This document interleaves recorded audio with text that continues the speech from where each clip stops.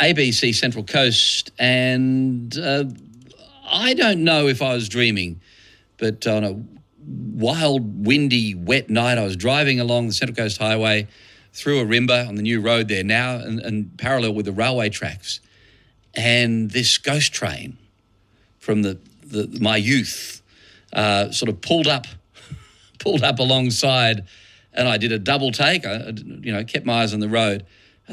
That's sort of like the old Southern Aurora that used to run between Sydney and Melbourne. And I remember it must have been back in the 70s as a kid having a trip on that and having a sleeper. It was like the greatest adventure of my life. And I'd always loved trains. And Mum used to sing this song to me to put me to sleep.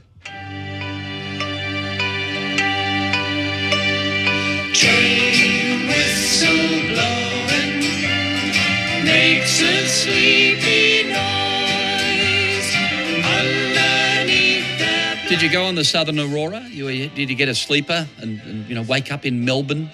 A very exciting thing to do back in the day. Of course, now you've got the XPT, I think, that takes its place. But I wasn't dreaming, although I did get a few things wrong, as railway buffs will find out, because I caught up with Simon Mitchell from Vintage Railway Journeys at a stop somewhere up in the Hunter Valley where they're taking this train. And the train itself, the Southern Aurora, is a bit behind the loco. Anyway, we'll explain all of that because Simon knows all about this train and all about the locos that pull it as well, and has spent a fortune renovating it and getting it back on track.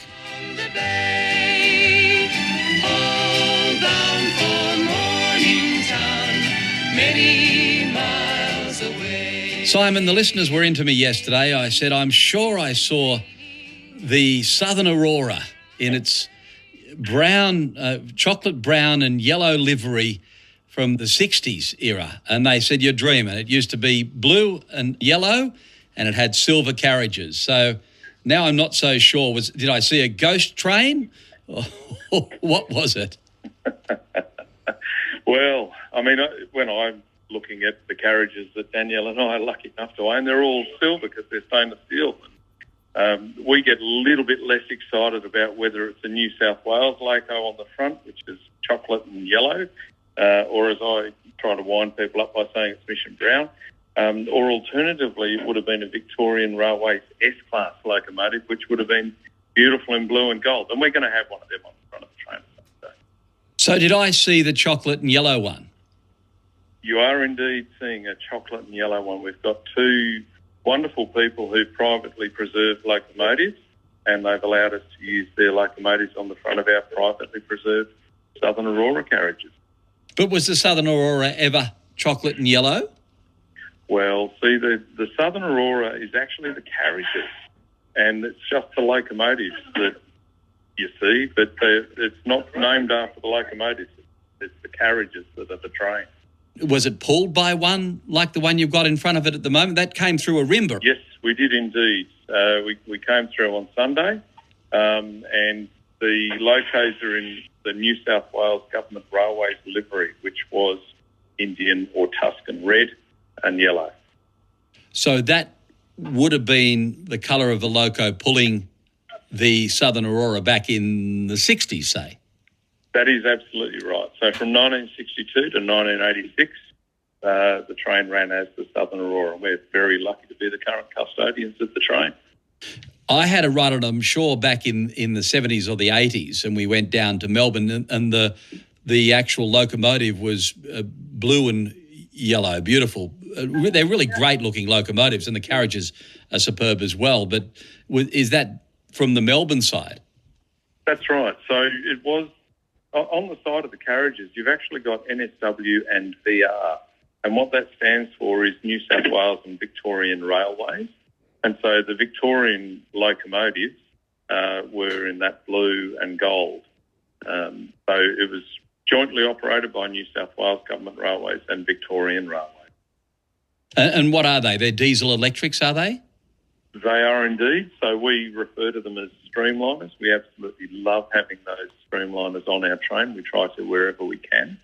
And these ones are indeed diesel electric, big V16 two-stroke or four-stroke. We've got a 44 class, which is a two-stroke, and we've also got a 421 class on, which is a four-stroke GM. They're gorgeous locos, aren't they? They're as streamlined as you say. They bring back that era when everything was streamlined with big wings on it.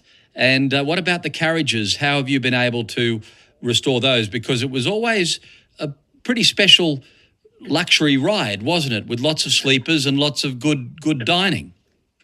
Look, absolutely. So we were it was an unfortunate sequence of events where, unfortunately, our local railway museum went broke in 2016, and they sold off all of the stainless steel Southern Aurora carriages in their collection because it had become untenable for them to run them as a heritage body. So we ended up buying 7, and then, I don't know, something happened and I just accidentally kept buying more. It was an accident to buy the first 7. So, yeah, look, we've restored them, and look, there's a lot of work goes into restoring them. So Danielle and I, we're spending about $300,000 to $350,000 per carriage to restore them. Every window needs replacing. They've got to do a 12-year overhaul on the bogies. We've got to fit retention tanks. The air conditioning needs to be fully restored, and all the rubber hoses need to be replaced.